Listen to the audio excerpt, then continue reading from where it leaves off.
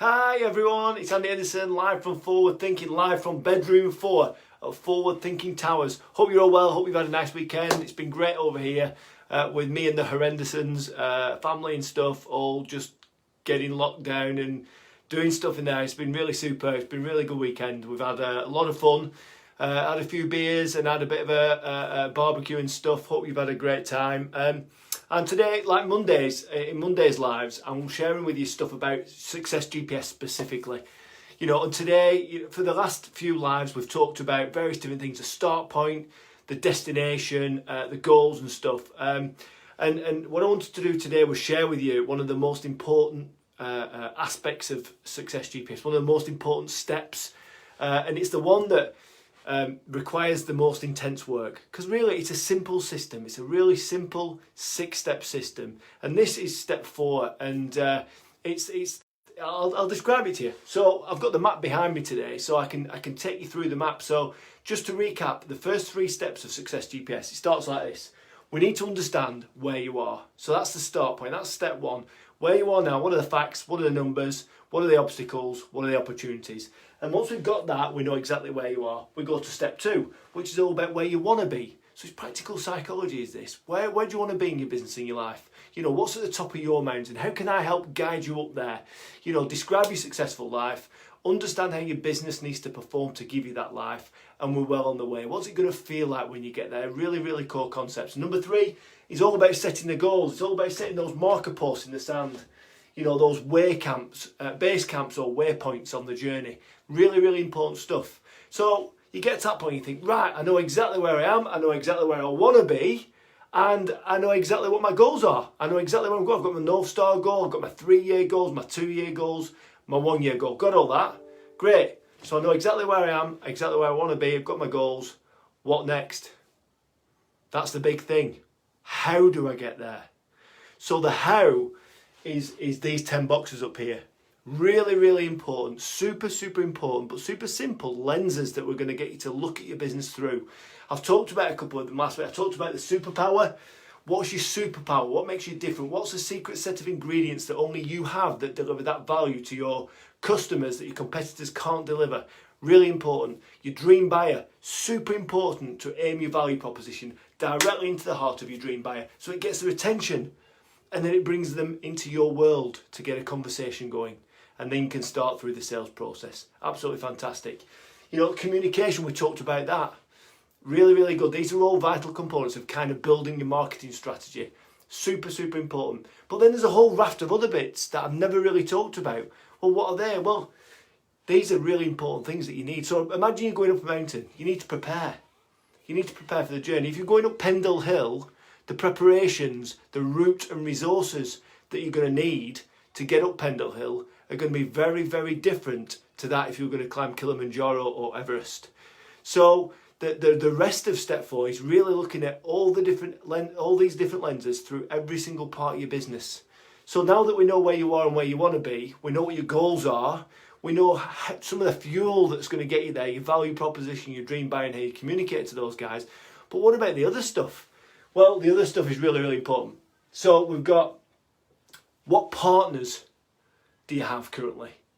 And what partners might you need for the journey? Your accountancy partner, your marketing partner, your social media and digital partner. Hi Dan, if you're watching, Dan Jet Elson, my social and digital strategic partner. All these partners, what other partners might you need? Think about people that serve your target market, that serve your dream buyers. They could be great source of referral partnerships there. So, for me, I love working with accountants, love working with digital marketing agencies, really great sources of referrals for me because they're helping the ideal clients that I want to help with Success GPS. So what are your partnerships? So who are your partners now? List them out. Who are the partners of the future? What about resources? What resources are you going to need for that journey? What are the things you're going to need in your business? People. What people have you got in your business now? What people might you need for the journey? Because the funny thing happens here, when you know exactly where you're going, the things that you need to do, the things that you might need to employ or invest in or bring on board become clearer. So once you know where you're going, you know what resources that you need to take to get you there. So, what are the people? Who do you have now? Who might you need for the journey? When might you need them? Year 5, year 4, year 3, year 2, year 1 next week. You know, what about the skills? You know, don't just think about the people, think about the skills that you need to bring into your organisation to take you forwards. Because we don't hire for where we are now, we hire people for where we want to be in the future, bringing those extra skills into the business. So we need them. We need to know what skills we've got. So we also need to know about buildings. Do we need to move offices? When will we need to move office? We need to know about machinery if we're in manufacturing, or printing if we're in printing, or whatever it might be. We need to know about the stuff that we need to employ to get the job done in the future. So we need to know about those things. We need to know about systems and technology. What systems and technology do you have right now? What systems and technology might you need for the journey ahead? Because if you're running your business now on spreadsheets and stuff like that and all this clunky stuff, that might be great for today. But if you know where you're going in the future, and you know what your life's going to be like in the future, and you know exactly what it's going to feel like, you know exactly how your business needs to perform in the future, surely you might need some different systems and technology. CRM software, customer service type software, video-based software, whatever it might be. Think about the software and the systems and technology you have now and what you might need for the journey. You know, so we've talked about machinery, we've talked about results, we've talked about people. Think about all those things that are going to help you get up the mountain. You know, because the things that we need just to get to base camp are going to be very different things and very different equipment to get to the top. So it's encouraging you to think about all those things. You know, also think about your costs. Really, really important to look at costs and cash flow. The costs, things that you need to invest in to get you to the top of your mountain. You know, if I was going up Pendle Hill, all I need to do is jump in the car. I just need a bit of fuel. That's the only thing it would cost. But if I was going to Kilimanjaro or Everest, I'm going to need a whole raft of other stuff. So what are the things that you're going to have to invest in your business between now and when you get to the top of your mountain to get you there? So it's almost like creating some kind of budget, forecasting, which is really, really super important again. And the last thing I actually talk about is revenues. How do you generate revenue today? Where is it coming from? What type of customer is it coming from? How profitable are all these different revenue streams? Are there any revenue streams that you think you should drop off? Well, let's have a look at them in detail. Let's look at how much you're generating in revenue. Let's look at how profitable it is and how much time it's taking you to get there. Really look at those revenue streams and see if you can find a revenue stream. See if you can develop your business in a way that increases your recurring income. So lots of businesses out there, you know, have a business where it's just peaks and troughs because they win a big project. You know, they spend loads of time, you know, in the sales pipeline and going to customer meetings. They win a big project, then they get busy doing the project. They finish that project, then they're looking for another piece of business because they've got overheads to hit. But if you can get a business where you open the door on day 1 of the month and your overheads are paid because you've got all this recurring service-based income coming in, you've absolutely cracked it. So think about that in your revenue section. So we've covered loads there. Superpower, you know, dream buyer, communication, customers. Last one is relationships. Missed that one. So what kind of relationships do you have with your customers genuinely? You know, is it a relationship that's transactional, that's very reactive? Or is that the type of relationship that you want with your customers? Is that what type of relationship your customers want with you? Because if it's not, if they want a more strategic, more partnership style relationship, there are things you must do to create that ethos, that management of those customers, to make sure they feel your love. You know, if you're selling a B2B professional service, I see this all the time. You know, recruiters, accountants, marketing agencies and stuff, they tend to do the work, then once the work's done and they get paid, they disappear for 3, 4, 5, 6 months, maybe a year.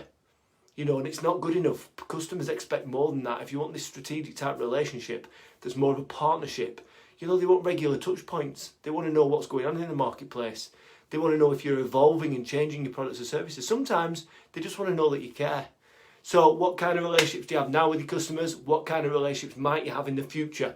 Really, really key things. And it's, like I said right at the start, it's probably the most intense bit of Success GPS. Step 4, step 1, where am I now? Step 2, where do I dream of being? Step 3, the goal. Step 4 is how. It's like we're lifting the hood on your car and poking around inside all the wires and all the oil and unplugging stuff all over the place and rewiring it, plugging it back in and putting a supercharger and a turbo on it. All quite complicated stuff, but it's not, because I make it really easy. So that's step 4 done, guys. So it's all about, step 4 is all about the route and resources. The route that you take going up Pendle Hill and the resources and the preparations you need to make is going to be a very different route if you're going to Kilimanjaro or Everest. So you need to think about that. Think about the route, think about the resources, think about the preparations you need to make for your journey, and get them down. Understand what you've got now and what you might need to invest in the future to get to the top of your mountain. Anyway, I'm Andy Henderson, your Sherpa guide. I'm going to tell you one last thing. I've got a very special announcement to make right now, because on Thursday this week, 7 o'clock, Thursday the 21st of May, 7 p.m, I'm running a masterclass training session on how to build and grow a better business, a business that works for you and not the other way around, because no one wants to be a slave to the business. We set up in business because we wanted to be proud, we wanted to build a legacy, we wanted to be in control, we wanted freedom, and we wanted to earn more money as well. So I'm going to teach you how to do that. It's going to be about an hour, maybe 90 minutes. So it's 7 o'clock, 21st of May, this Thursday. And I'm going to put a link in the comments and in this post once I've posted it up. So hope you can join me. Love you all to join me. It's just 90 minutes of your time. I'm going to show you how to build and grow a better business for you, the people that you love, and your customers. All right, I'm Andy Henderson, your Sherpa guide. Remember, you're just one step away.